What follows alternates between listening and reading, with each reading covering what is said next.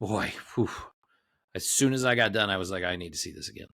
Dude, Like, I want to see it again. I've seen it twice already, and I want to see it a third time. obviously, you can tell from what we've said so far. Stop what you're doing. Yeah, Go buy your watch it ticket. now. Go see it in the biggest screen you possibly can tomorrow. Yes. This is I feel like there are very few movies that come out where it's like a true theatrical experience, and this is one of those. So like, you need to go see it.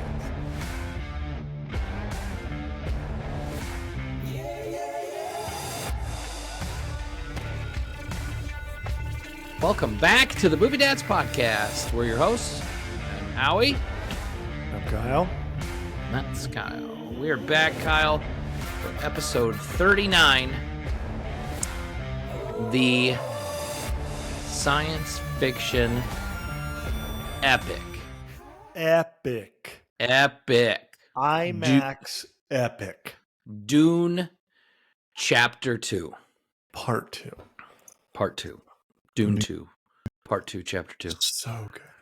I think, honestly, this movie in particular, it is important that it is not known as Dune 2, Dune Part 2. And we'll talk about it later, but there's something behind that. Dune numero dos. That's not what it is. Anyway, if you're watching us on YouTube, click the like and subscribe. Leave some comments. Tell us what you like. Tell us what you don't like. If you're not watching us on YouTube, hopefully you're listening to us on one of many podcast services such as Apple Podcasts, Spotify, Amazon Music, Google Podcasts, Podcast Index. You can also find some of our short clips and videos on social media at Movie Dads Pod on Instagram, Facebook, and TikTok. Oh, got you good. Anyway, as usual, we're Movie Dads. We've got movie kids, and boy, we're going to talk about it more in our 6 to Midnight, but Planet Con 25th anniversary in Kansas City is coming up this weekend. We'll talk all about it on episode number 40 next week.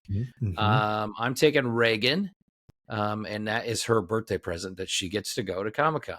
Nice. She is doing a photo op and meet and greet with yeah, I know, right? Like, she's doing that with Matthew Lillard. From Scream, and then who's the other one? Skeet Ulrich. Yeah, she's right. Doing it. She's doing it together with those two. So she's gonna dress. She's even dressing as Ghostface on Saturdays for the occasion. That's her. That's her birthday present. She's excited. They're obviously going to do some panels. So I know she wants to take in a couple of those. There's one. I think all the Scream people are doing one called like, "Do you like scary movies?" that she wants to go to. We're excited to talk about some other ones and try and see if we can get into some of the probably busier ones. Ian McDiarmid, the old emperor of if Star Wars himself, is going to be there. Paul Bettany, Vision, from the Marvel movies, is going to talk about it. Even says, Kyle, you'll be happy to see, I don't know if you saw, in his description for his panel, it says Paul Bettany will reflect on his films such as A Knight's Tale and I did see that. I was like, and working right for Marvel Studios. So we'll try to check that one out as well. But this was kind of fun. So my wife was gone. Gosh, was it last night? Yeah, it was last night. So there was a board game I played when I was a kid. I sent you a picture of it when I bought it, but it's called Hero Quest. And Hero Quest is like D&D for beginners. I don't know if that's like, I've never played D&D, but I know what it consists of.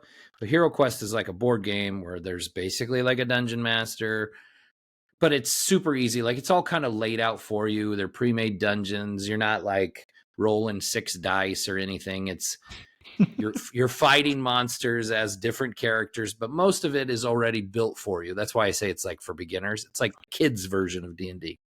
Nice. But anyway, we were organizing our board games in the basement, and I pulled it out when I was organizing, and Des is like, "What's this?" And I'm like, "Oh, this was like when I was a kid. This was like my favorite board game when I was a kid." And I bought it when I saw that it got remade by a different company. They like updated it and everything. And he's like, "Can we play it?" And I'm like, 110%.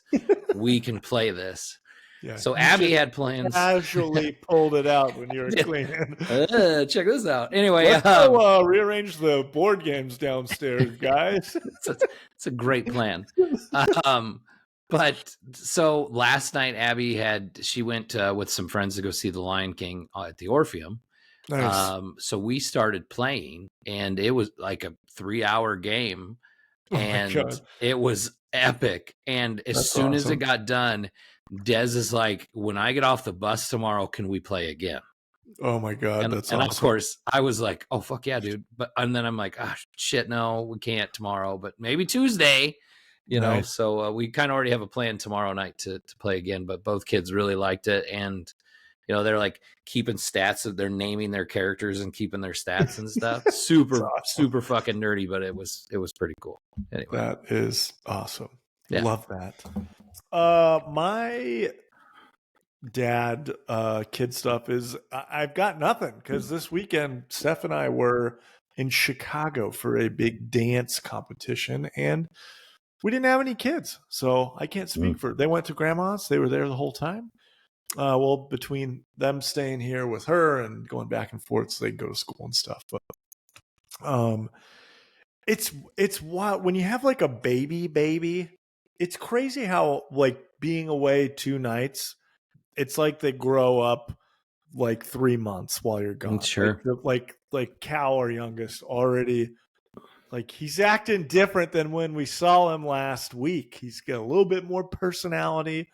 He's got a little bit more, like, getting into trouble, and he knows what he's doing. So today, when he finally woke up and saw that we were home, he was, like, over the moon, losing his mind, and he's just been goofy all day. That's awesome. Like, all right, we finally made it into the really fun phase. Not that it hasn't been fun the first year, but like first 11 months, you're like just keeping this thing alive, and it doesn't have much of a personality. And now he's finally coming into it. So it's great when they really start broadcasting that personality. It's a lot of fun. Yes. And like now feels like he's got a feel for where he is and what's going on. And now he knows what he can get into trouble with. So, So yeah, I mean, and then Comic-Con's coming up this weekend. I am not bringing a child. My oldest is, I think I could bring Grayson and he would do fine at it, but I'm gonna wait just a little bit longer. It's the same thing. Like I don't ready to take Des yet. I think Des could do half a day. Yeah, I don't think they could do a weekend. No way. Yeah, he's not nerdy enough about the stuff that he's going to be like excited to see. Right. Like, Reagan's excited to see like fucking actors from Scream from like the 90s. That's like, she'll sit through a panel. She'll want to see people in cosplay and stuff. Yeah. Yeah. So love that. But I'll be going up solo dolo. But yeah, it was weird not having kids for a couple of days. Like woke up like 16 times in the middle of the night, was like, oh, I can just go back to bed. Mm-hmm. Which isn't what I can do in our house now, as you see with these monsters under my eyeballs. But yeah, so that's me. I'm excited to report back on Planet Con next week on our 40th episode. Wild. Yeah, why don't we jump into my favorite or most excited segment, our 6 to midnight. These are the things that get us up in the morning, things that we're excited about. We clearly just talked about Comic-Con. We're juiced about that. A whole bunch of stuff to talk about, or I guess stuff we've already kind of chatted about. But 2 things that I wanted to mention, or at least one particular. I don't know if you saw the new Shogun show finally dropped. Streaming on FX, right? It's on FX. Sorry. Streaming on Hulu. They dropped 2 episodes, which, like, I don't know. I'm indifferent on when new like big time series drop. If I like the spoiled Netflix drop where it gives you a full season and you can binge through all of it, or like the 1 episode per week kind of like what HBO does. I don't know, because like there's one part of me that wants to watch through it, but there's another part that I like getting to look forward to the episodes. But Shogun did like we're gonna give you 2 episodes, so like we know you're gonna like it, and we know you're gonna want to watch more, so we'll give you 2 in 1. So it's really, really cool. It's very much kind of reminiscent of Game of Thrones. I know it gets kind of thrown around online a lot about it too, but essentially it is in feudal Japan, where basically these, like the head, I don't think he's an emperor, but like the leader of of 5 families or 5 clans just passed away. And was he the Shogun?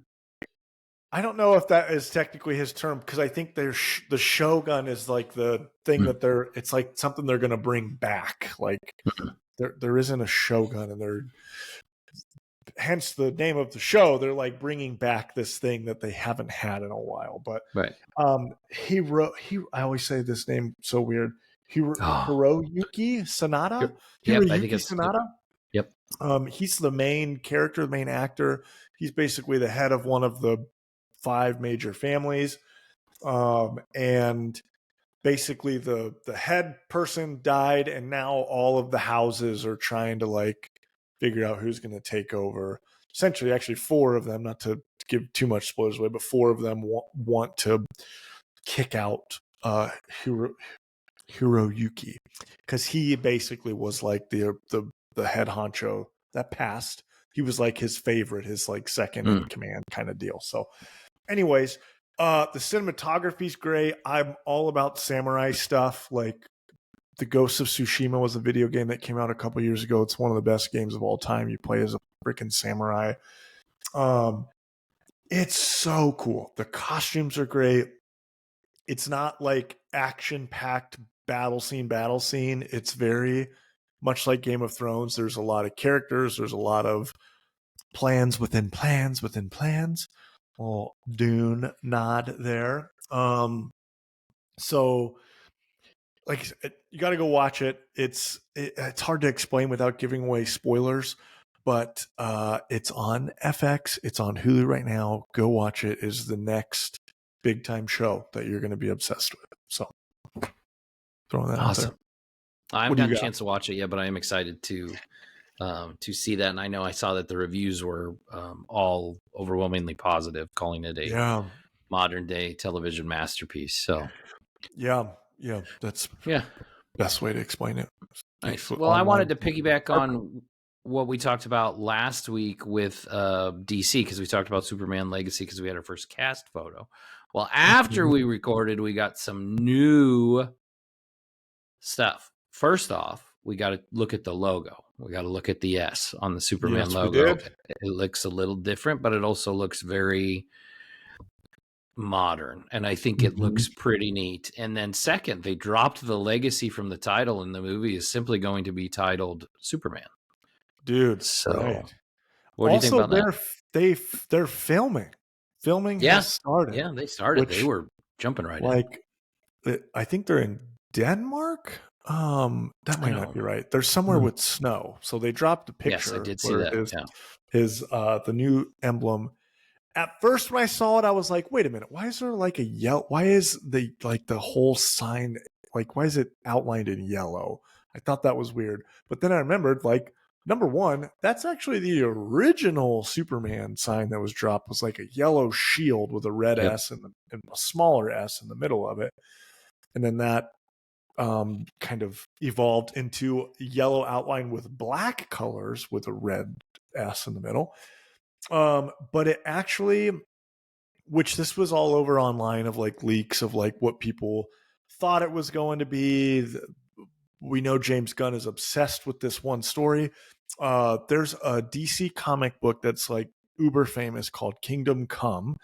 It is drawn by Alex Ross, which is, like, in my opinion, the greatest comic book artist of all time. Alex Ross is like, his comic drawings, they look real. Like, it looks like a painting, every single panel. every human on the planet has seen some picture of Alex Ross's art or comics. Like, you may not know it, but you've seen the stuff. It's amazing. But the book which I think is interesting. So James Gunn is obsessed with Kingdom Come, the story, which is great. The Superman S, that is the logo that they released, is the Superman S from Kingdom Come, of which people had speculated, with the exception that it's not the Kingdom Come colors. It's the same symbol, different colors.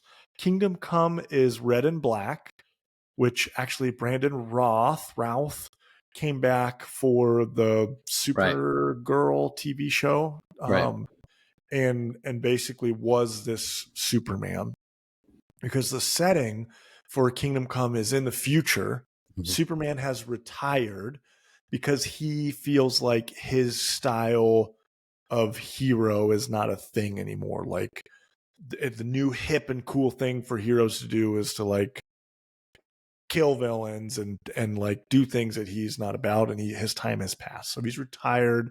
He's working the farm out in Kansas. He's not going back.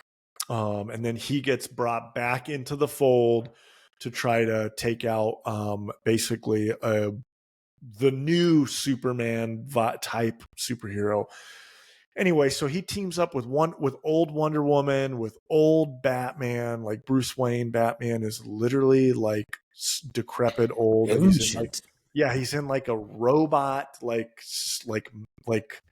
exoskeleton suit, like not a robot suit per se, but like an exoskeleton so he can move his arms and legs.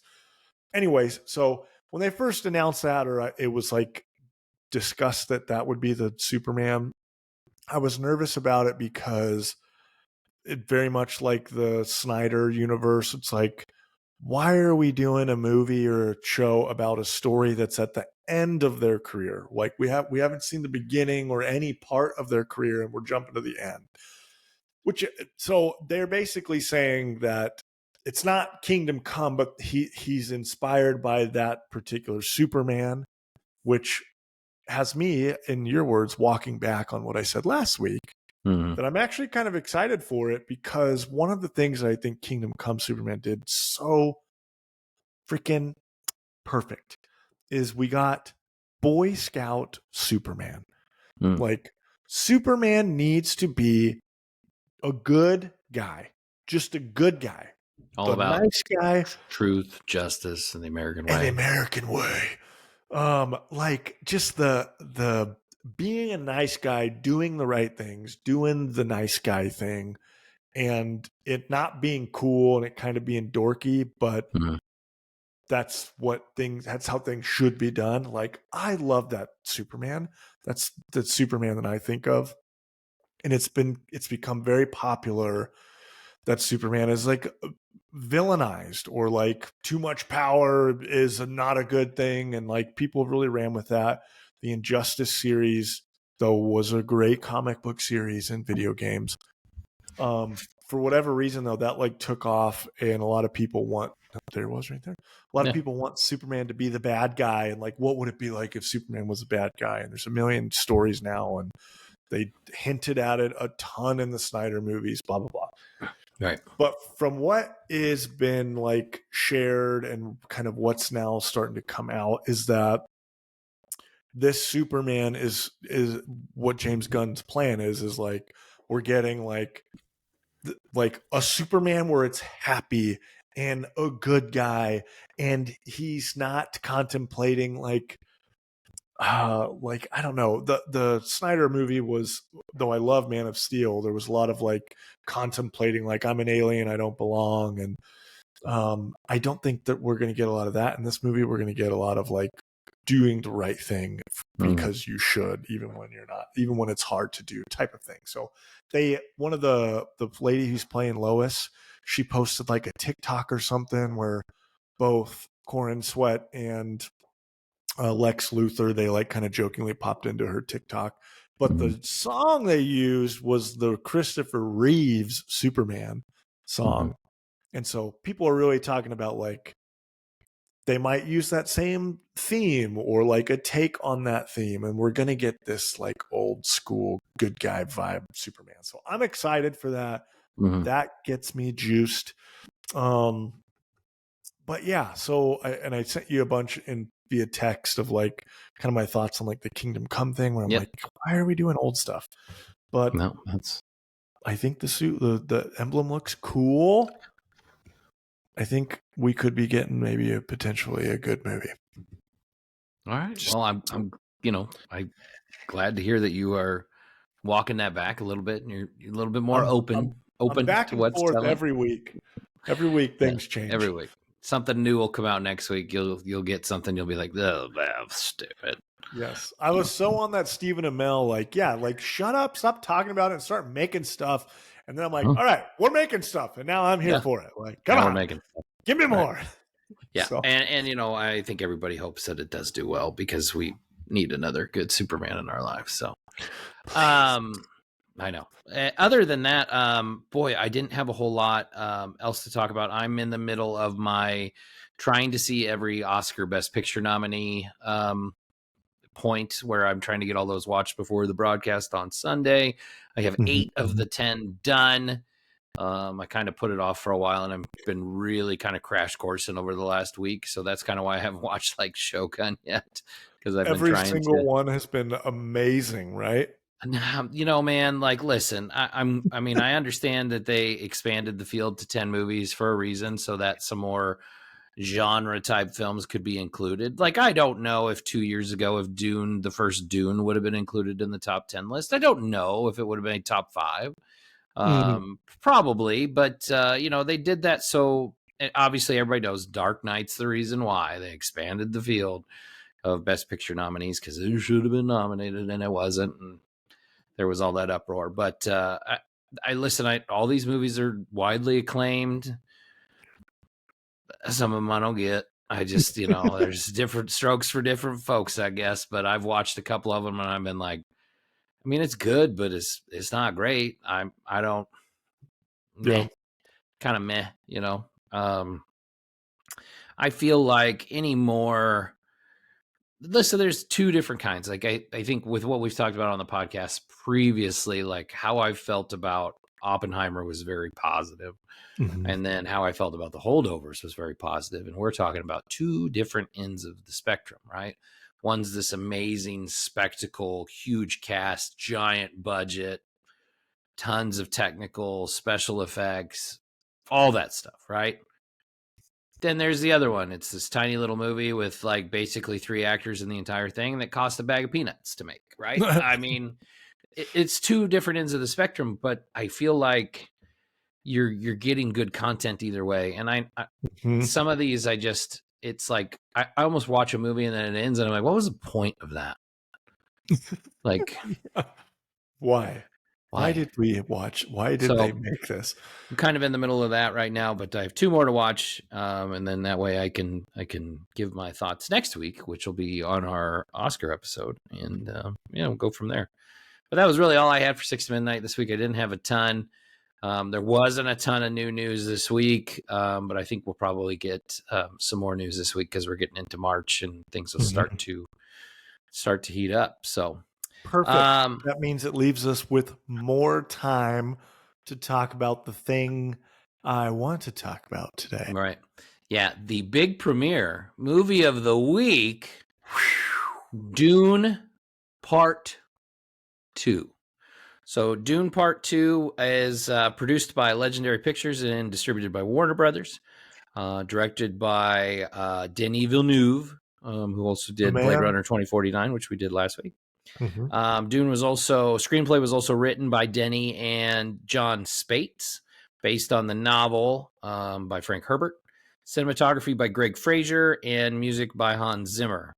This movie obviously stars Timothée Chalamet, Zendaya, Rebecca Ferguson, Josh Brolin, Austin Butler, Florence Pugh, Dave Bautista, Christopher Walken, Léa Seydoux, Stellan Skarsgård, Charlotte Rampling, and Javier Bardem. Crazy. We'll talk about the surprise cameo when we get to the spoiler part of the movie, which obviously we will give our initial thoughts on the movie without diving into spoilers because we want people to go see it. We'll give our spoiler warning, and then we will talk more into details about the things that happened in the movie. Initial thoughts. Wow. What a fucking movie. Fucking great. What an experience. I talked last week about how at the end of when we were doing Blade Runner 2049, I talked about how I felt like sometimes Denny doesn't cut out enough when he does editing and stuff and like lingers on things too long.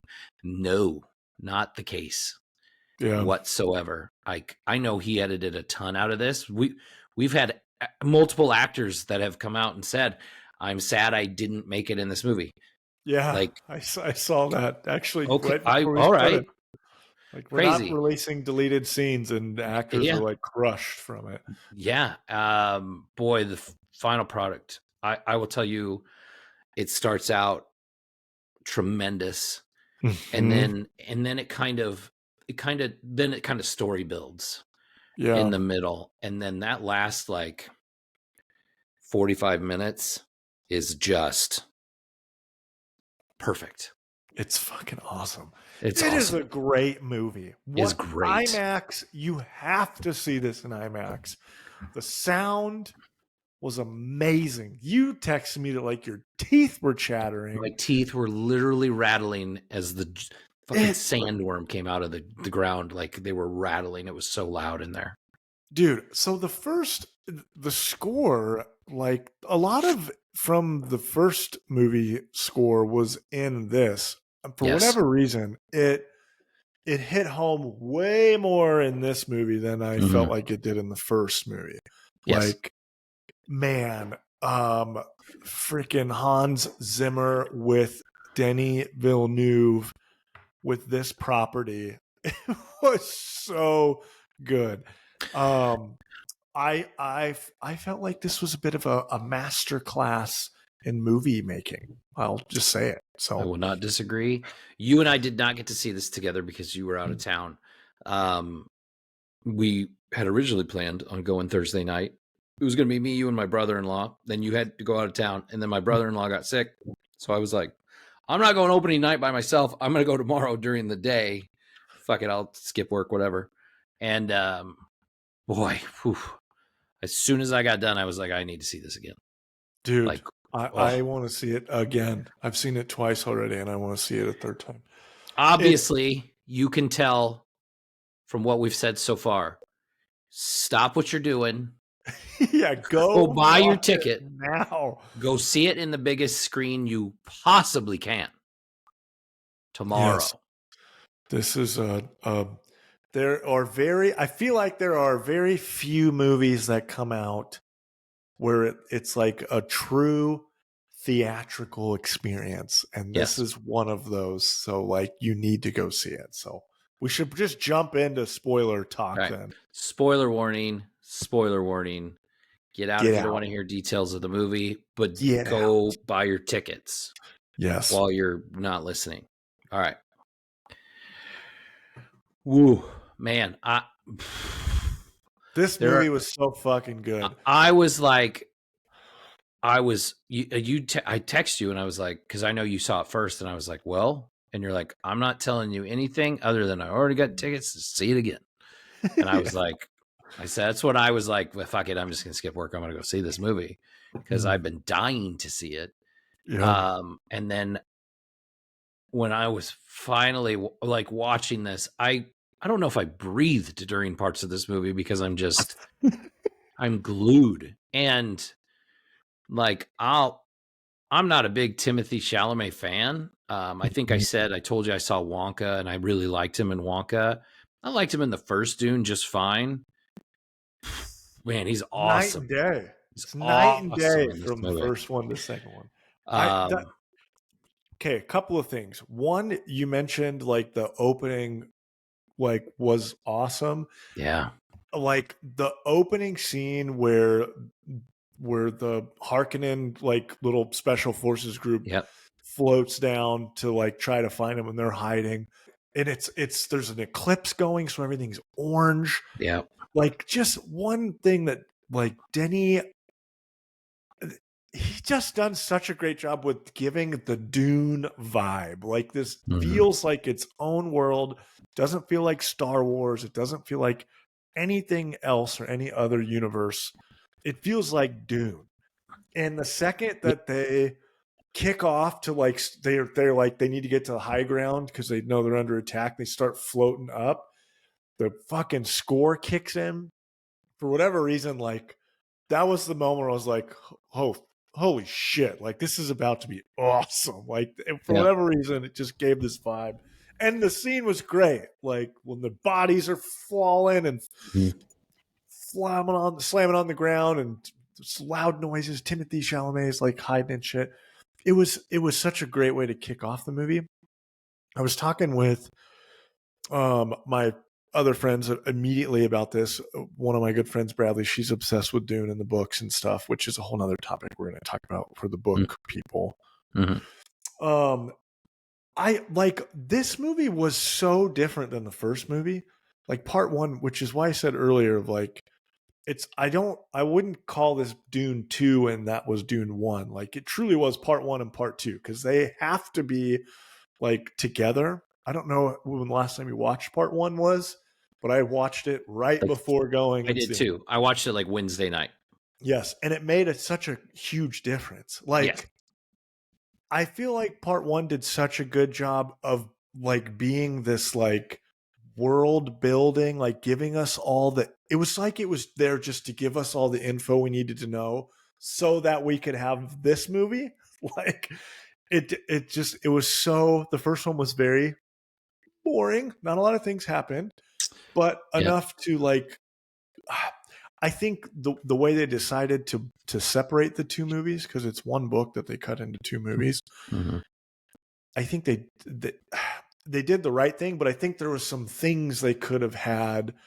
They could have changed up to make the first movie feel like it had a little bit more of an exciting ending. It felt like we just started getting going at the end of one, and then it was like, oh, that was it. This is I guess we got to wait for this other movie. And then this fucking movie comes in, and it kicks ass from start to finish. It's like breakneck speed, warp speed from start to finish. A lot of relationship building, a lot of character building, freaking great character building, great relationship building. You buy all of it. Like every character in this movie does a fantastic job. The whole like with the Furman and Paul, like he doesn't want to buy into this I'm the Messiah thing. He doesn't want to buy into this I'm the prophecy. Yeah. But like as the movie progresses, he kind of realizes, well, that's the only way we're going to get their help, right? Like you kind of get that early on, like that's the only way we're going to get their help. And like so his mom's like, yeah, well, we're totally going to do this. And he's like, well, you've got to become like, I forget the term, but like a high priestess or whatever, right? Yeah, she has to become the something mother. God, of course, we're talking Reverend Mother. Reverend Mother. It's become the Reverend Mother, and so like she basically like has to drink this poison, and it's, you find out later what it is, but like she has to drink this poison, which they call like the water of life, I think, right? Yep. Is that what it's called? Or worm piss. It's worm piss, right? If you're the Fremen, that's what they say. It's basically poison. It's going to kill her. Maybe she'll live through it. Blah blah blah. No man can live through it. Only woman. Well, you find out right away she's pregnant with Paul's sister. Right? Well, we knew she was pregnant at the end of the first movie, right? But in case they cover that right away. Yeah, she's pregnant, right in with Paul's sister, and then she drinks basically the poison. And there's talk about how, oh no, these other priestesses she shouldn't have done. Oh, she's pregnant. What have we done? Blah blah blah. And then they kind of skip over what happens after that. She becomes the Reverend Mother, and now Paul is trying to do everything he can to get them to believe he is this figure, this Moabdib. Yeah, the Moabdib. It's like this is where, so my friends who are like obsessed about the book, they like immediately pointed out like Denny did different things with the movie that's not from the book, which I think for me as someone who hasn't read the books, it worked out because I didn't have that like, oh, that's not in the book or this isn't right. So like I didn't have that holding anything back for me. I was enjoying it. But in the book, when Jessica becomes the Reverend Mother, when she drinks, it awakens her and it awakens the baby, which then in the book of all essentially the same stuff that's going on in this movie, the sister is born and she's actually like, she's like a young, like 8-year-old or something like that, or a couple years old. And in the old 80s movie, she's a big part of it. And she's super creepy and weird as a kid, but she's like fully like aware as an adult and talks like an adult. So they made the decision to go a different direction of not having her as a kid in this movie, like and I guess we can talk a little bit about, there was a surprise cameo. She's in one scene, right? Basically like a vision of the future where she's fully grown. She's played by Anya Taylor-Joy, which kind of was nobody knew about it until the premiere. And then she showed up at the premiere and they're like, why are you here? And she's like, oh, I'm in this movie.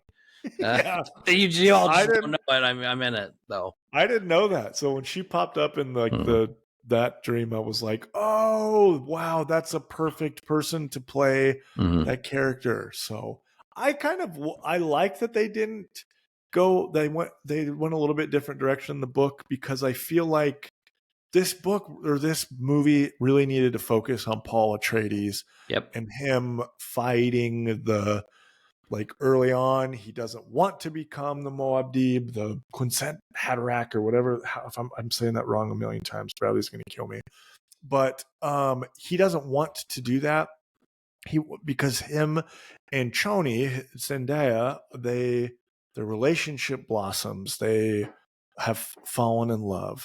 And he is slowly learning the ways of the Fremen, gaining their trust, because when they first get to this group, him and his mom are not trusted at all. Half of the Fremen, or the Northerners, and then the Southerners, they're basically two different types of Fremen. There's the Fremen that are very fervent believers in this prophecy of the Messiah, a story that was concocted to keep them in line. Right. Like Zendaya's from the side that doesn't believe in the prophecy. She doesn't think it's a thing. So as her and Paul's like relationship grow, there's a super cool moment where they're laying in their tent. They are that we now know that they are a couple, they are a thing. And she wants him to stay how he is, and basically like when they're saying I love you to each other, he basically says, like when she asks him, he says I'll love you till my last breath. And the way he answered it was saying like, she says I'll love you if you stay how you are now. And he says I'll love you till my last breath, which was like him essentially confirming to her like, I don't want to become this thing, but something tells me I can't stop it and I'm going to have to. But just know that I love you. And so there's like this weird tension between them the whole movie where like they love each other, they want to be with each other, but he's got to do something that's going to be their goal ultimately is the same. They just want to do everything kind of different once they get there, right? Because their goal is basically to stop the Harkonnens from destroying the people and destroying the land, and they want to bring Arrakis back to green and water and all that stuff. Right. They want to make it back into paradise. But the only way to do that is if they go to the south and basically get the people of the south to join with them, which Paul realizes the best way to do that is to pretty much become this person that he doesn't want to be. But he doesn't want to go south either, because he's having visions from all the spice that are basically telling him, like, if you go south, like billions will die. Right. Yes. So he knows that if he becomes this, that he potentially is or could become this prophet, this Messiah, but knows that if he does, it leads to the short victory of freeing the Fremen, but the long loss of like billions of people dying. So the Holy War. Yes, the Holy War from Messiah, which I think this movie did a great job getting into or setting up perfectly.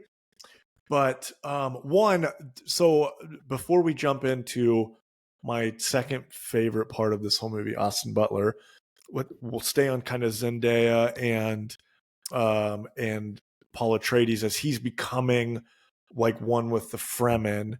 Yes. He is leading these little like guerrilla groups to take out these spice mining like ships. It's badass how the Fremen are, how these little guerrilla groups are taking out these huge ships. And there's a super cool scene where Hemmons and Choni are like working together to hide behind one of the arms of this mining cart, and he's throwing like rockets in like a rocket and like a rocket launcher for her, and they're trying to take out one of these helicopter things. It was super cool.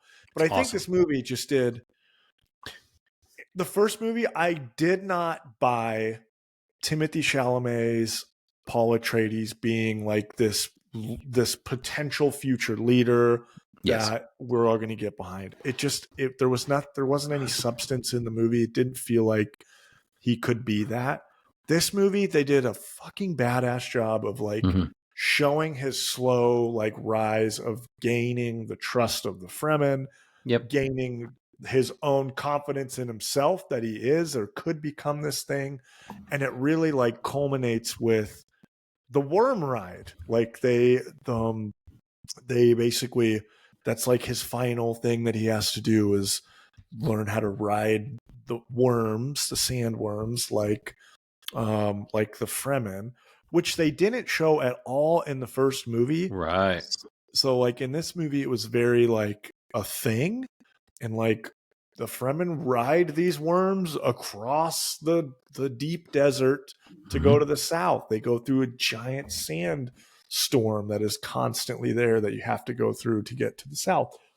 But Paul, when he goes to basically do his like initiation of learning how to ride this worm, he continues to complete like things from the prophecy that I think a lot of people thought was kind of a funny part, because every time you do something, Javier Bardem's character would be like, is it Steiger?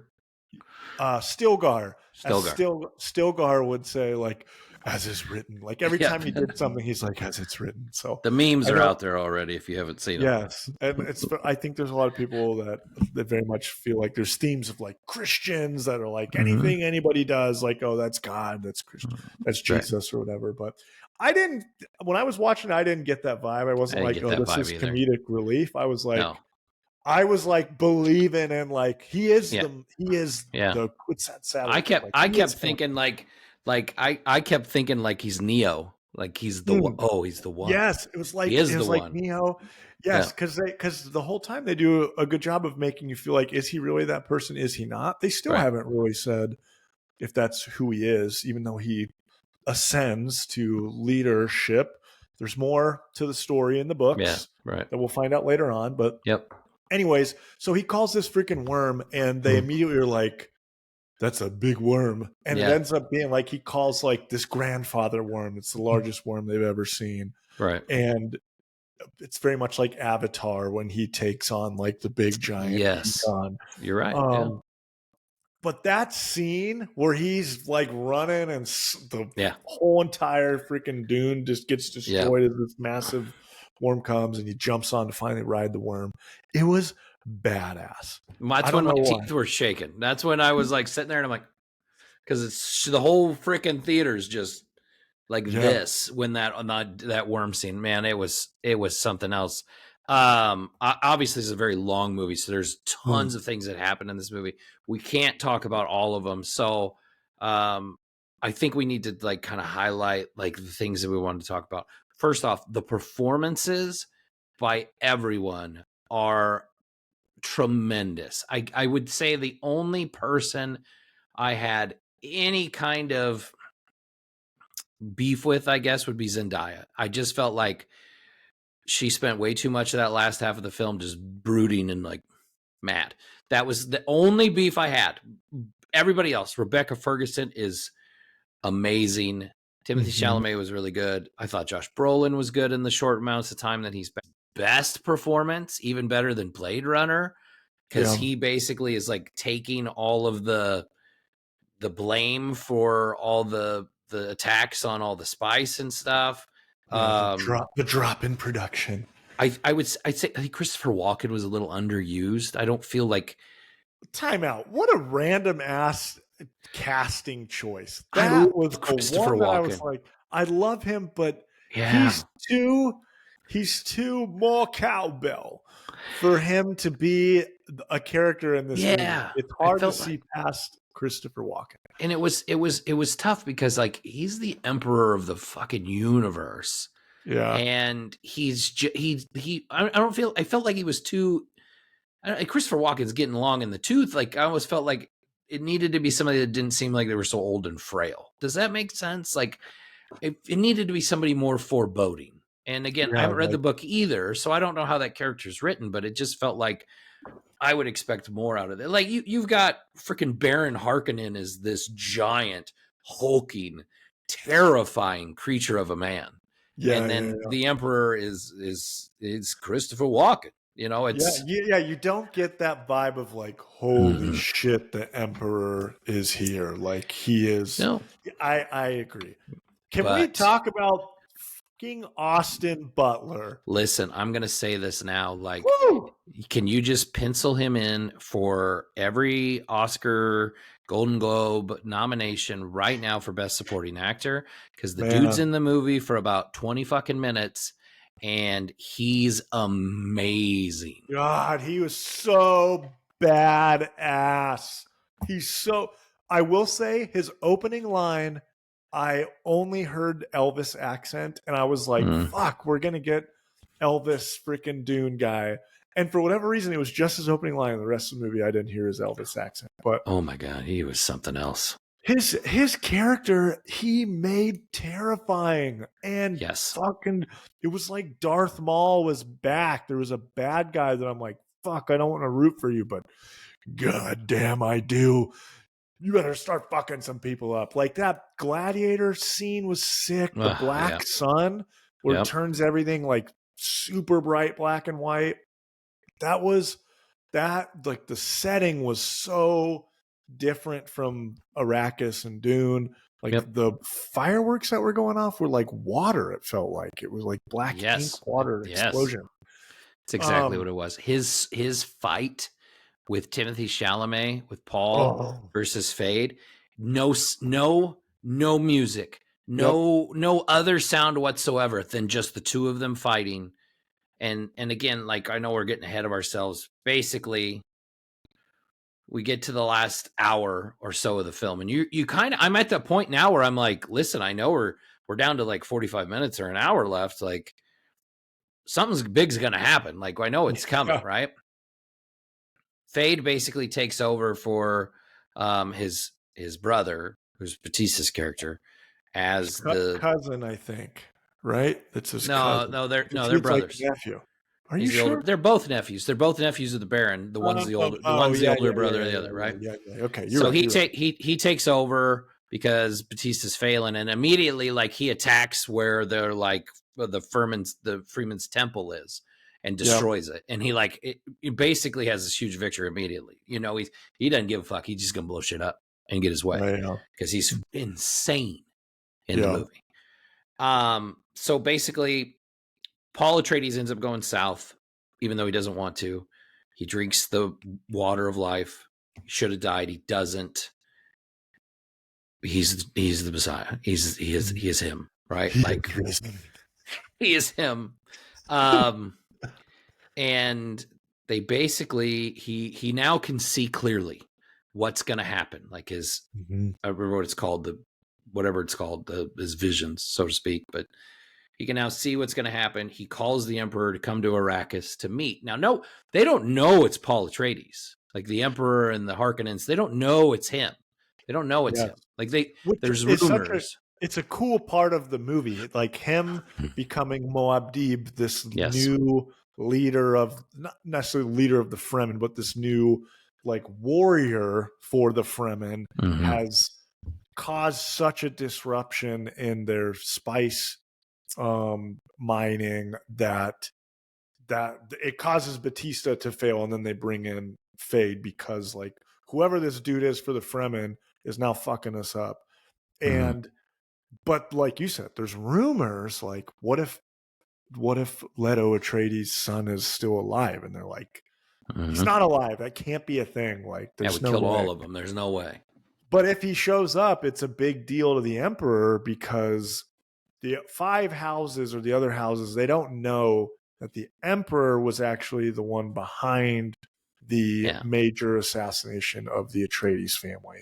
Right. Like he set it in motion for the Harkonnens to do that. And if Paul Atreides is alive, then word gets out that the Emperor it's a big deal because then he'll essentially lose being the Emperor because the houses will have found out that he is murdering people. So anyways, continue. No, you're good. That kind of gets us. So he basically gets the Emperor to show up on Arrakis. He shows himself with the Fremen. They attack. They basically wipe out the Harkonnens. They bring in these sandworms. They're shooting nuclear weapons. They're like blowing everything up. Yes. Blowing everything up. They're destroying everything. They basically get into wherever the palace or whatever, where everybody's at, right? Like the Harkonnens are all there. The Emperor's there with his daughter, right? The Bene Gesserit, right? Bene Gesserit. I was just about to say, we haven't really talked about them, but they are the puppet masters behind it all. Right. So, which was another thing they changed from the books. The Emperor was solely behind the decision to take out the Atreides family. It was not the Bene Gesserit. Right. And you find out too, like Reverend Mother is actually a Harkonnen. Oh yeah, it was like she didn't know that until she drank the water of life and she saw it. Baron Harkonnen's actually her father. Yes, which is a wild twist. Right. So Atreides is actually an Atreides and a Harkonnen, which is crazy. But anyway, they get there. He tells basically his grandma when she's like, you will stop and blah, blah, blah. And he's silence and and she's like, abomination, like. Which is a callback because she said the same thing to him in Dune 1 when she was doing the little test, which I don't remember the name, where you put your hand in the box. Yeah. A little spike there. He started talking and saying something. She said, silence. So like, that was a cool, like, flip of the. Of the who's shoes on whose foot now? It's what, and so she's realizing, because there was the thought in the first one that he is the Muad'Dib, and now she's like, oh shit, he might be. Oh shit, not the one that he was supposed to die. Not the one that we wanted. Basically, he says, call the other houses. Here's what's going to happen. Like, I'm taking over as Emperor. The Emperor's like, you can't do that. He's like, well, call your champion and I'll fight him. Because at that point, he's basically like, nobody can beat me. He does that. It's that scene in the temple with all the Fremen. Basically, he's like, nobody can beat me. I will beat anyone that comes before me. And then he starts telling people about their lives because he can see it all. And that's when that's where he gets them all to join his cause, right? To do this. Yeah, so like, okay, he is the Messiah. Yeah. So he basically tells the Emperor, you call your champion, and then when I win, I'm going to marry your daughter and we're going to rule the galaxy. Yep. And then, so of course, here comes Austin Butler, Fade. Here comes Austin Butler's character. This epic sword fight. This is just awesome. You could screenshot like right before they fight when like Paul's like holding his blade and the sun is in the background. It is like a fucking perfect movie scene. It's so badass. My biggest problem with this movie which I don't have any problems, but if there is a problem, we're getting nitpicky. It's that we didn't get more Austin Butler fade. Like I thought he just shows up to the planet, and then all of a sudden he knows where the Fremen home base is, and he blows it right up, and now he's like taking over. I wish we would have got more of showing like badass fade, like maybe taking out one of those guerrilla groups as they show up and try to do their thing, and now he's like showing up and fucking them up, and then blows that thing up. Like, we should have got some more of that.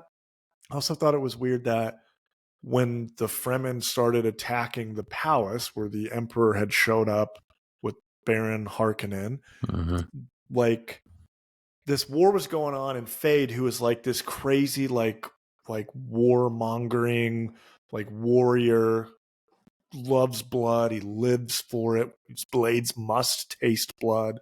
There's huge wars going on, and he doesn't like go out and do any fighting. He just sits in the palace while all this stuff is going on. Well, he's important. He's important. I know, but it gets to the point where it's like all of a sudden the Fremen and Atreides had won.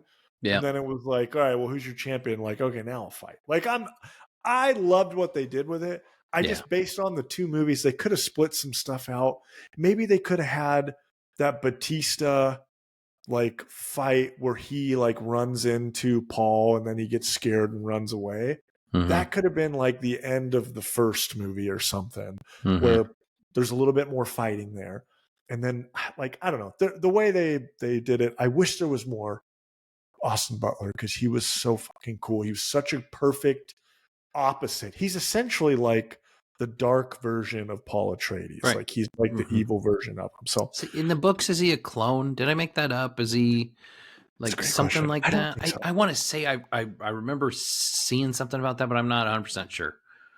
I know that he was, and they talk about it in the movie a little bit, but the book it's more prevalent, but like he is one of the Bene Gesserit's like planned offspring. Like, they are planning to try to get this Kwisatz Haderach to come back, but I think they need it to be a girl. So that's why the girl goes to bang him essentially on his birthday battle, so they can acquire the baby. Because the Kwisatz Haderach is supposed to be a girl, which is also a big reason why Paul Atreides' sister is a big character at some point. But anyways, it was freaking awesome. I love this movie. It was amazing. Sound was amazing. And like, it leaves open. It leaves open for Dune Messiah, right? Like, the ending is now the Holy War begins. The battle for Arrakis is ended, but now the battle for the galaxy or universe is starting, right? Yes. So I didn't think we were going to get to this ending in this movie. I thought I didn't feel like it. I felt like it wrapped up like rather quickly in terms of like, oh, I thought we were going to see the fall of like Baron Harkonnen in the next movie. That's what that's what I'm saying. Like, that's what, when I said there was like a 45 minutes to an hour left, I'm like, I got a lot of stuff they got to kind of tie up here. Yeah. But they did. And I didn't feel like they did it poorly. Like, I felt like it was fine. I just couldn't believe how well they executed it in that short amount of time. Yeah. I totally got behind the Timothée Chalamet, Paul Atreides rise to the Muad'Dib. Like, he was fucking awesome. I think like I literally got like cheering chills when he got up on the worm and was finally riding it, and everyone was like, yeah, like I got that same vibe. Like, he was badass. I thought Timothée Chalamet crushed it, and him having a perfect bad guy like Austin Butler was. So it was great. Thoughts. It's 10 out of 10 for me. Same. It's 10. It's 100% a 10.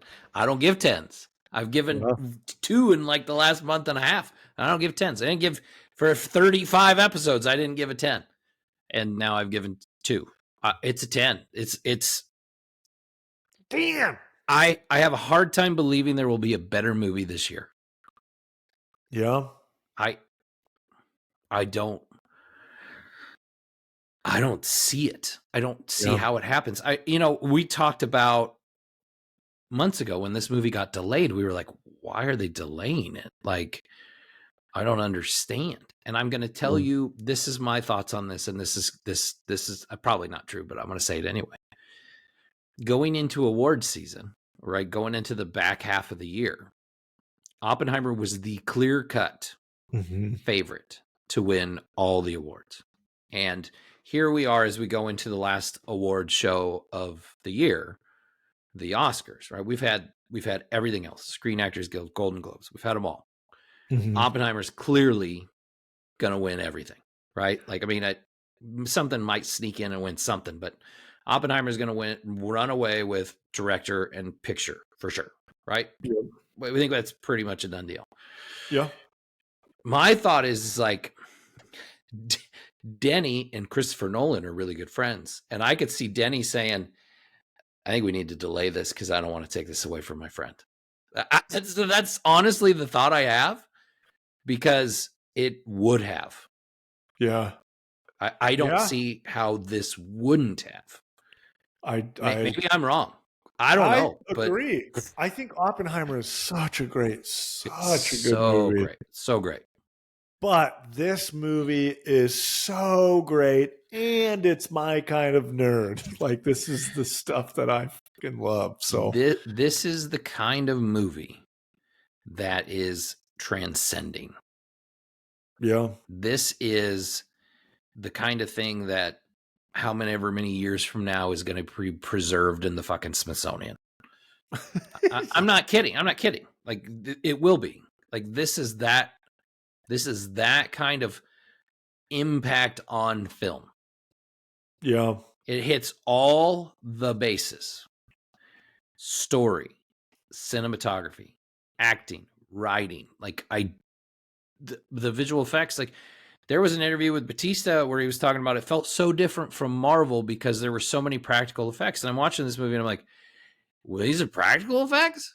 Like, that's crazy to me to think about all this, right? Like, how much of this is practical? I think we just recently talked about that, the importance of it, which he did with Blade Runner 2049. Like, it does such a great job of feeling like a real place. Didn't feel like a green screen movie at all. Felt like we were on this distant desert dune planet. Right. Which, I think by the way, filmed this in Abu Dhabi, right? That's a great question. I don't know the answer to that. Pretty sure that's what he said. I the moment where he's like we're in the giant underground cave in the south, and he's basically having his "I am Neo, I am the one" moment. Yep. And the way he fought, where he like convinces them, as he tells that guy about his life, and then he says like what the planet is and what your people used to call Dune. I was like, up. Yeah, he said it. Right. So, oh man, I love this movie. It was great. It's amazing. I feel bad that the book lovers are probably not going to like it as much because of the differences, but the book is so weird. It's hard to stick to that. I don't feel like people that love a good book would ever be satisfied with a movie. Yes. Just like same with Harry Potter. I love the Harry Potter movies because I never read the books. I read all the books, but I like the movies. But I'm one of those people that, like, I realize books and movies are two different things. Like, books are detailed. They're hundreds or thousands of pages. Like, I read a ton of Stephen King books, and there are movies that are his that I like because I like the way they tell the story. Oh, Shawshank Redemption's a perfect example. Like, I read that, but I like the movie better, which not many people ever say. But at the same time, like, The Shining is considered one of the greatest horror movies of all time. I don't like it because it's so different than the book. It's so different than the book, yeah. It bothers me because of how different it is. You have to watch that movie as its own thing. You can't look at it as an adaptation of that book because it's so different. Yeah. I was talking to my buddy Matt about this, and he was referencing like the Wheel of Time, in that it's almost kind of like DC and the infinite universes of that. This is just a different version of the story. Yes. This is just a different turning of the wheel, I think is the term that they use. It's a great way to look at it. So because there's so much into it. I thought you were actually talking about the Wheel of Time, the books, but I was. There's a show that there's a show too that I don't think a lot of people liked because it's trash. Because I watched the Wheel of Time on Amazon. I'm like, oh, why? Yeah, so Matt likes the Wheel of Time show, and he was comparing it with Dune, of like, this is just another turning of the wheel. It's a different version of the same. It's a fine way to look at it. There are certain things that I think that like people are such fans of, and Dune might be one of them. But I feel like when you get something this epic and this scale, man, that's tough to be disappointed in. Yes, the book, I think biggest things are going to be upset or obviously I mentioned the sister. Also, the timing of how long or short it was. In the book, Paul was out with the Fremen for like 2 years. Him and Choni actually have a kid. And their kid ends up like getting killed or dies in the book. And that is a big part of their relationship, of why they're together. Choni and Paul never really like hate each other, or like, she is like, from what my friend Bradley was saying, that she's like by his side because they've lost their kid, and she's like, I'll go with you to the end of the universe for revenge, like whatever we got to do. So I think people are going to be like, have problems with that. Yeah, they're going to have problems with the Bene Gesserit being like the big bads causing all of the direction, those things. But I think movie wise, and with this story, having the little sister in it, having the kid in it, like there's a lot of extra things that go into it. This is already a pretty intertwined story that I think he did perfect with. I think he did great. I loved it. So anyways. Agreed. Anyway, that's Dune Part 2. Go see this movie. Yes. Please do. Yeah. And then that takes us into my favorite segment. There can be only 5. Only 5. Oh boy, we are running long. It was a long segment talking about Dune. There's a lot to talk about Dune. Well, I think our only 5s are shorter. It won't be as long. They should be. So, I'm still kind of, we're getting into Oscar season. I'm sure everybody we're going to pick our best pictures of the year next week. Surprise, surprise. But I kind of wanted to go into that. And so this week I wanted to do best performances of 2023. Right. So these were the best performances I saw by actors or actresses in the course of the year. I kind of wanted to do that as we kind of wrap up award season. So I had one honorable mention because I felt like they were just outside the top 5, but they deserve to be addressed. So honorable mention, I had Robert Downey Jr. for Oppenheimer. I had him as an honorable mention. I think he's the favorite to win Best Supporting Actor, rightfully so, based on the performances I've seen this year. But I had him as an honorable mention because I had other people that were more worthy in the top 5. Okay, give it to me. So number 5, I had Carey Mulligan for Maestro, where she plays Leonard Bernstein's wife. Holy shit, what's her name? Pause for a second. This movie, I'll probably talk more about it next week when we kind of go through the nominees, but this movie is carried by its actors by far. She is fantastic in it. Bradley Cooper's fantastic in it. Here we go. I'm trying to find. Sorry, should have had this part lined up. She was Felicia, in the movie, and she's great. If you haven't seen the movie, you don't know what happens because she obviously plays a person that existed in real life. She deals with her husband's lifestyle. He was kind of stepping out with dudes, and the way she copes with that, and then her own health and things like that. She's great. She's tremendous in the role. So I had her at number 5. At number 4, I had Divine Joy Randolph from The Holdovers, which I think we both agreed was great in that movie. She did a tremendous job. I think she's probably favorite to win Best Supporting Actress. And again, rightfully so. I think she had a great performance, very much this like tough love, but also kind of broken inside with the loss of her son and the holdovers. Great performance by her. So I had her at number 4.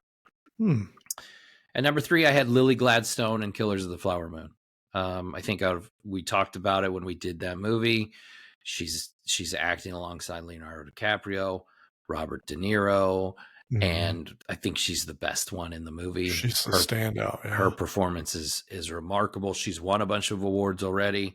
She obviously has a chance to win an Oscar on Sunday, but I think she was the best actress of the year. Then I had at number 2, I had Bradley Cooper for Maestro.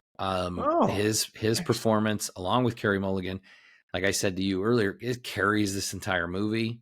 He is amazing. He is lost in the role as Leonard Bernstein. He looks like him. His mannerisms, his energy is totally different than you've ever seen anything from Bradley Cooper.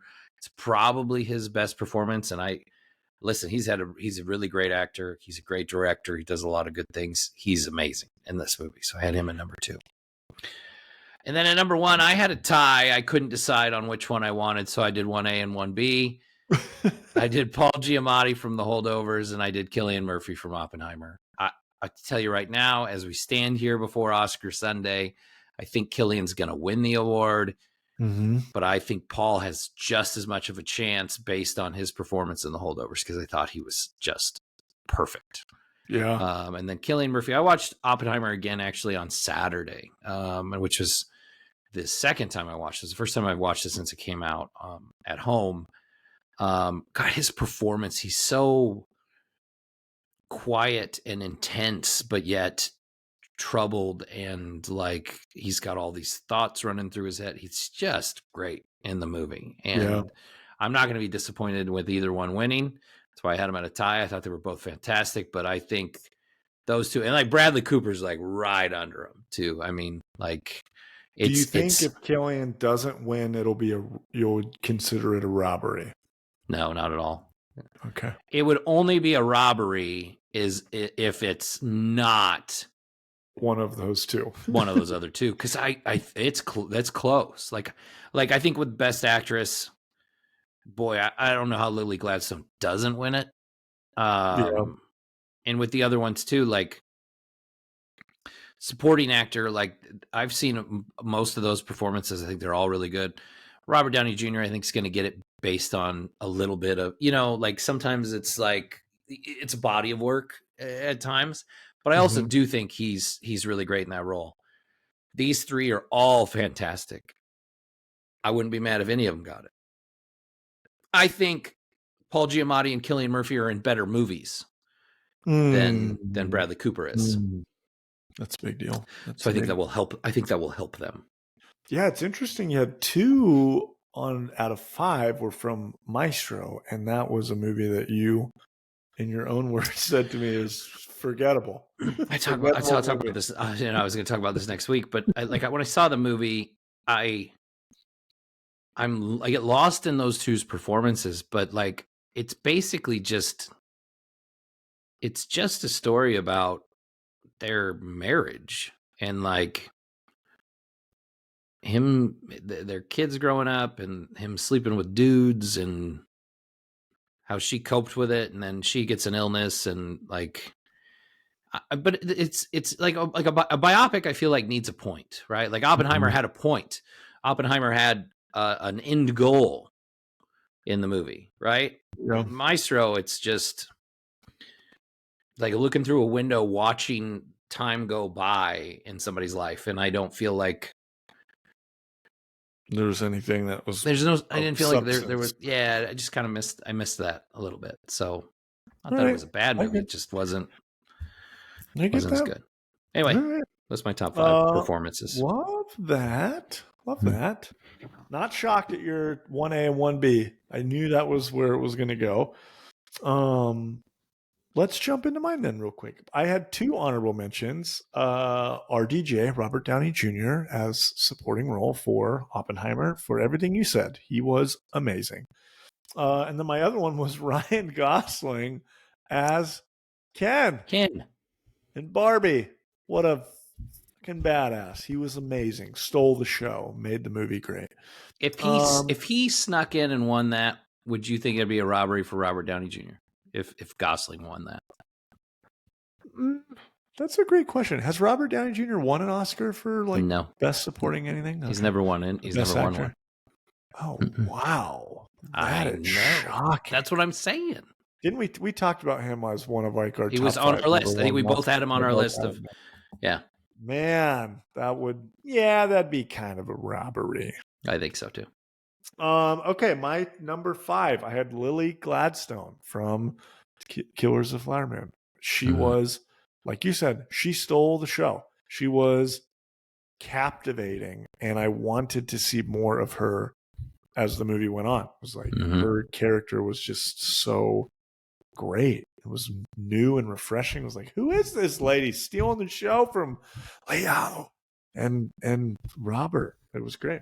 And then I had number 4, Ryunosuke Kamika, the main actor in Godzilla -1. I thought his performance was so good. It was emotional. He was carrying this weight of guilt and grief and like, I shouldn't be alive. I forget the name of it. It's not post-traumatic stress disorder, but it's like survivor's guilt. Survivor's guilt. Man, he carried it to the end of the movie. It was so great. I literally teared up at the end, so it was good. And I was reading subtitles. Like, that should say even more so. It's a great choice, and like, that movie should be recognized more than it is. I mean, like, it's nominated for best visual effects, rightfully so. How it's not nominated for best foreign language film, I don't understand. Shocked. Yes, because it was so good, not just because it had Godzilla in it. Like that. Yeah, I don't give a shit that Godzilla's even in it. I get the story of a Godzilla movie was great. Yes, powerful, and so. Like, if you haven't seen that movie yet, I'm telling you, people, go watch it. It will make you tear up. And then I had number 3. Speaking of powerful tear ups, I had Zac Efron from Iron Claw. Man, that movie is really hard to watch for me as someone who's lost a brother, because that movie is essentially, spoiler, about a famous family where all of the brothers die. So, but wow, his performance was really powerful. There's like there's a scene at the end that's like just heartbreaking where he's talking to his 2 sons, which I have 2 sons, and he says something like, I used to be a brother, but I'm not a brother anymore, because his brothers are like all dead, and his kids are like, I'll be your brother. And it was like, fuck. Like, the way he carries himself is like, he has this loss, but he carries it because he has to, and you have to keep going. And there was just something that was like, Jesus Christ, I can't watch this, but I can't stop watching it. So it was awesome. I thought it was great. I know people, they see Zac Efron as High School Musical guy on steroids, super jacked hot guy, but man, he fucking acted his ass off in that movie, and I loved it. Number 2, I had Paul Giamatti from The Holdovers. Old Walleye, old freaking old wandering eye, was awesome. Like, the way they built his character, the little quirks they gave him, that he smelled weird. Like, I felt and smelled like everything about his character. It came through the screen. It was amazing. And then number 1, I had Cillian Murphy, because like, this was, I think Tommy Shelby is like one of the coolest characters ever, and it's what put Cillian like at the top. But this is what like really set the bar for him, of like his magnum opus, his like, this was my gift to you, this epic Christopher Nolan movie about a really, really important time and person in history. And like you said, he captured so much, like, he captured torment. so much torment in silence. Like his portrayal was so powerful, but you felt like everything he said was very calculated, and what he didn't say was very calculated. Like he was not just yapping and running his mouth the whole movie. He's very quiet, calculated with things he says. Like there's a lot of weight on him, but he's also a human being. So like, anyways, I thought Cillian was the number one performance of the year. Same question then. If he doesn't win, is it a robbery? I think so. I think it's unfortunate. I think it's unfortunate that The Holdovers came out the year that it did for Paul Giamatti. Right. And that he should or could have won Best Actor in a different year. But he was unfortunate enough to be up against freaking Christopher Nolan, Cillian Murphy. So I think that there's a chance, just timing wise. I think sometimes like the distance in like when the movies came out gives one movie a little bit. Like The Holdovers is a little bit more recency bias. There's a little bit more like, oh, we were going to give this to Cillian from the beginning, but now this has come in, and that can really make a difference. It's the same as like the combine and quarterbacks, and sometimes guys will come out of nowhere last minute because of something at the right time. So, but yeah, that was my top 5. Nice. Ours was different, but ours was the same. Right. I agree with it. I haven't seen Maestro yet, so I can't speak for those two. But I haven't seen Iron Claw yet, so same thing. It's fucking good, man. It's a good movie. Okay, let's jump into my top 5. I had top 5 Denis Villeneuve movies. I felt like we did this with Christopher Nolan. Yep. And I think you and I recently talked about Denis, like this Dune 2 movie has put him, like, not that he wasn't looked at as one of the like great directors out right now, but like now he has officially solidified himself as like a Nolan. Like when a Denis Villeneuve movie comes out, like people are going to be like, holy shit, this has got to be good because it's Denis. Like it's fair. We have reached that. We talked about this, and I think I sent it to you. They like Rotten Tomatoes, the big movie review aggregate site, did basically like a 64 director tournament, and it was like bracket style. Like over the course of a couple weeks, it was like vote on who's your best director of the 21st century. And like the entire time I was doing it, because I voted every round, I was like, this is going to come down to Denis Villeneuve and Christopher Nolan. And it did. And those were the final two, which I think is dead right. I think that's exactly who it should have been. You know, and Nolan came out on top, which again, I would say, I think that is correct as well. Yeah. So, because we did the top 5 Christopher Nolan, I think, on the Oppenheimer episode. And so I felt like there's been enough movies of Denis that we could do a top 5. And so let's just jump into it. Number 5 I had, which I didn't realize this was his movie until more recently, but I did like it, and it was really powerful and hard to watch, was Prisoners. It's a movie with Jake Gyllenhaal, Hugh Jackman, and Paul Dano, the Riddler from the Batman. And it's essentially about a movie where this dad's kid gets kidnapped, and he's like going through whatever. Well, kidnapped disappears. He doesn't know if it's kidnapped or dead, but he goes basically on like what he would do to try to find it. And Jake Gyllenhaal is one of the detectives who's like searching and trying to find this dad's kid. And man, it's powerful. It's hard to watch as a parent, which is why I'm glad I watched it before I was a parent. Really, really, really powerful movie. It's also one of those things too, where it's like, as a parent, you put yourself in those shoes. Like, what would you do? Yeah. If like would you go to these extremes? Yes. Yeah. And the answer is yes, probably would. Sad to say, but I think about weird shit like that all the time. Like, you have a job and you live life. Like, none of those things matter. Like, I would not work immediately. Everything's dropped. I'm not going to fucking sleep. I will be awake for the next 46 years until I find him. Like, that's the vibe I would be. Correct. Anyways, number 5, I had Prisoners.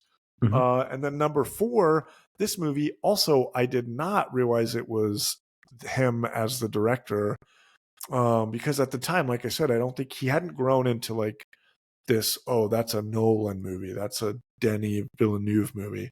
Sicario, this movie was fucking badass. Like, this, like, it's like a detective cartel, like super adult and kind of gruesome, and has an incredible opening scene that really kicks the movie off.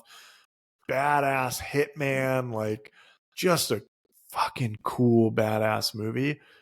The second one was okay, but nowhere near as great as number 1. So Sicario is my number 4. And then number 3, I had Dune Part 1. Because though it's very different than Part 2, I like it because it's beautiful. Just the world building was so great. I feel like it was more of an appetizer for the main meal that we got in Dune Part 2.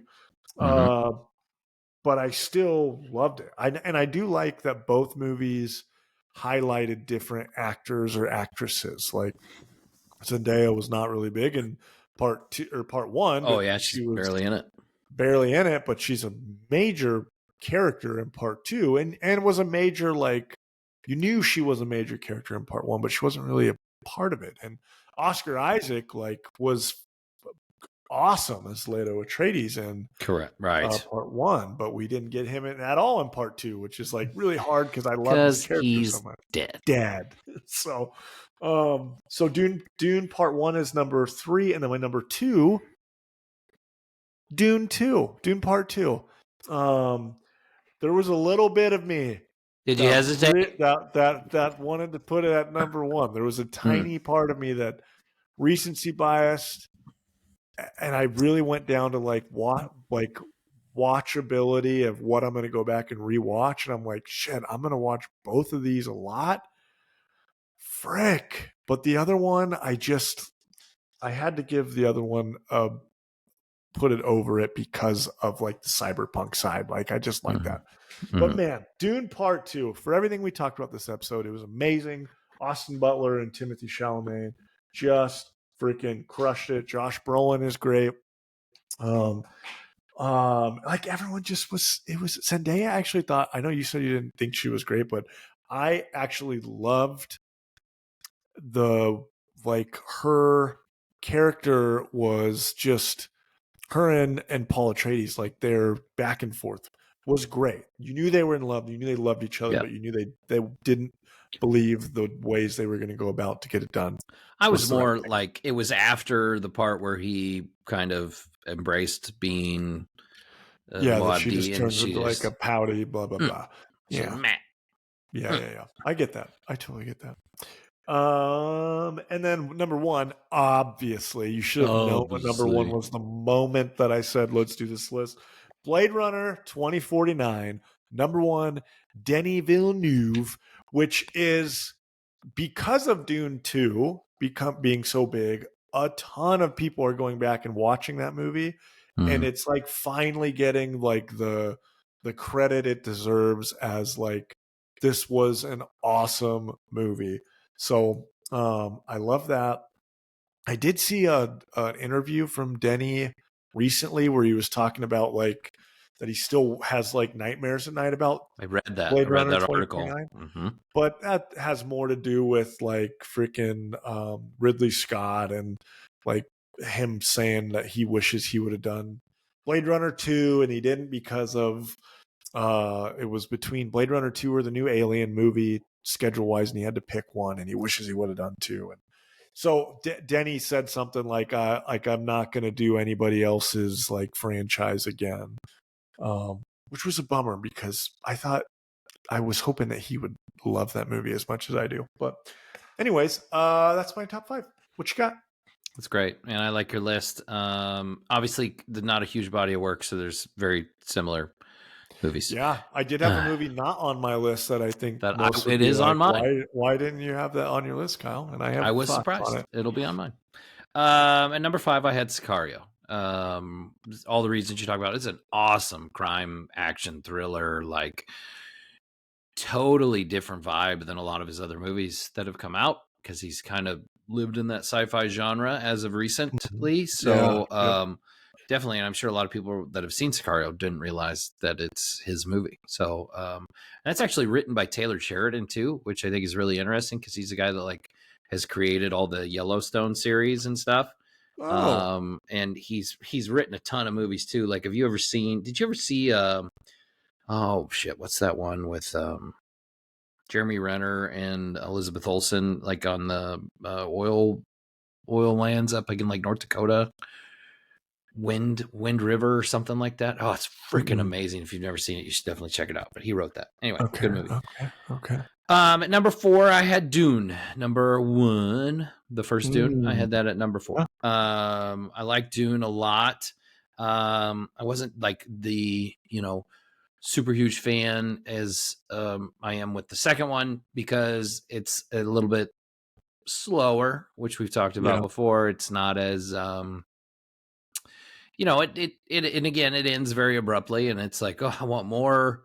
I like the movie. I think it's really good. Anyway, so I had the original Dune at number 4. At number 3, I had Blade Runner 2049.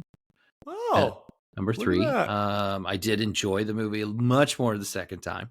I definitely think it's a obviously I rated 8.5 last week. It's a very good movie. I think it's very well done. I think it's visually tremendous. Like everything we talked about last week and everything you said is correct. It's a tremendous movie. And then number 2, I had Arrival.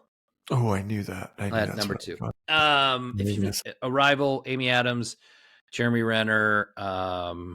Boy, it's mostly about aliens that come to Earth, and they're trying to speak to them in some of those things. But there's this bigger, like, underlying story that you come to find out about Amy Adams losing a child, and it kind of asks the question: if you knew you were going to lose that child at a young age, would you still have the child? And so that question kind of comes up. But it's there's a lot about loss and making those kind of tough decisions, and then the aliens kind of end up being a backstory to it. But it's a very cool movie. I was nominated for Best Picture. I think he was nominated for Best Director for it.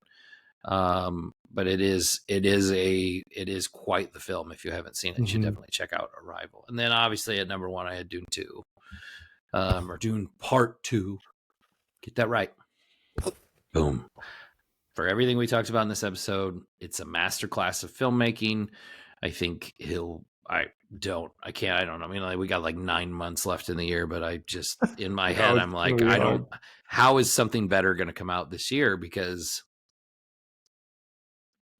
it's the best movie I've seen in, I don't know how long. It's that good. Love that. I didn't have Arrival on my list because I don't think I liked that movie. Like, really, I don't know what it was about it. Like, I thought there was a lot of cool concepts. I thought the whole like alien trying to understand language, and I thought that was great. But like, I don't know, maybe at the time when I saw it, like we had just had our first kid or something. So like the whole like loss of a child thing, it was just like, I'm not vibing this. Like, I might have to go back and rewatch it because I know most people have that ranked as like their number 2 or number 1 of his movies. But I didn't vibe it. So, I would think that's probably the movie that really like put him in the like people want him. People want to work with him, and just because of the way that movie. And again, like, he's made all these great movies, and they've all come out within the last like 10, 15 years. Yeah. So yes, short work, but tremendous track record so far. So anyway, that's my list. Like, we knew they were going to be similar because there's not a lot to choose from. Just kind of what's your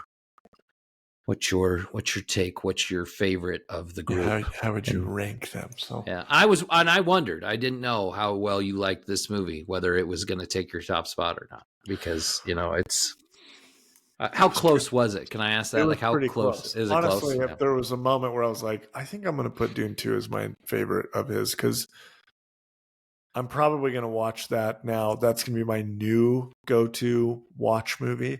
Blade Runner is usually the one I throw on every couple of months because I'm like, I got to fucking watch it.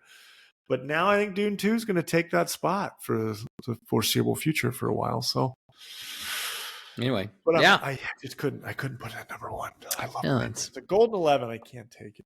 Can't take it back. Number 2. All right. Anyway, that brings us to the end of episode 39. Dune Part 2. Go see it. If you're watching us on YouTube, please click the like and subscribe. If you're not watching us on YouTube, hopefully you're listening to us on Apple Podcasts, Spotify, Amazon Music, Google Podcasts, Podcast Index. You can also see some of our short clips and videos on social media at Movie Dads Pod on Instagram, Facebook, and TikTok. We're going to be back next week. Big episode number 40. We're gonna do our Movie Dads Comic-Con, Planet Con, and Kansas City recap as our 6 to midnight. We're also going to talk about Oscars and the Oscar Awards show, which is on Sunday night. So when that episode, we'll record after Sunday, talk all about the awards and the winners, and we'll do our top movies of the year. Best movies, not favorite movies. Best movies of the year. And then we're going to do, as an honor of the Oscars and in its 30th anniversary, our movie we will be reviewing next week is the 1994 classic, Forrest Gump. Was it painful for you to say classic and I don't Forrest hate, Gump in the same sentence? I don't hate the movie. I don't hate it. Painful for you. It's just overrated, but I don't hate it. Get out. Leave. Can't wait to talk all about it. That's going to be a fun hot take episode. It's fine. Oh, you can record all those clips, and I will keep talking about how overrated it is. Anyway, thanks for listening. Thanks for watching, everybody. We'll be back next week. Bye. Bye.